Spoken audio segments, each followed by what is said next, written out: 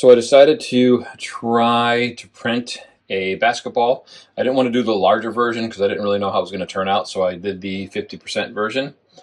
I used the TPU 95 from Geetech, I believe is how you say it.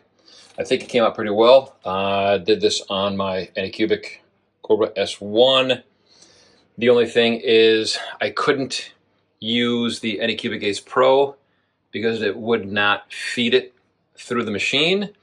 So what I did is I ended up just using it on a separate little dryer and just kind of fed it over the machine to the other side, so it came out great. So here is what it looks like while it's still on the bed. I think the longest it took actually was the supports. So the supports kind of took forever. It did take me about 14.5 hours to print. So obviously there's not going to be any snapping off of it. I don't know how it's going to be to release the plate. And I obviously can't do it just one hand, so I'm going to go ahead and take it off. And be right back. All right, so after a little bit of pulling, I got to tell you, it made me sweat a little bit. I'll give you a little bit of hint when you're taking it off. You want to start from one end and pull it down a little bit, and then pull it down, and then kind of go all the way around until you get a decent amount of the outer part off. And then just grab it and pull it. But it came off. It looks nice. So that's the end product.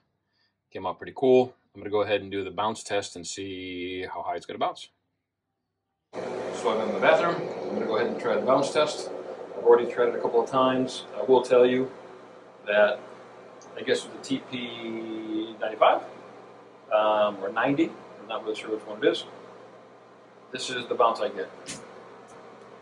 So not too high. It's about a foot. Maybe a foot. Maybe a foot and a half. Finished product. It's pretty cool.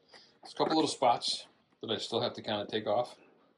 That didn't come off when I tried pulling it off, but for the most part, worked out pretty cool. The only problem is, it doesn't really bounce. Make sure you get yourself some TPU that actually really bounces, because this one, unfortunately, does not.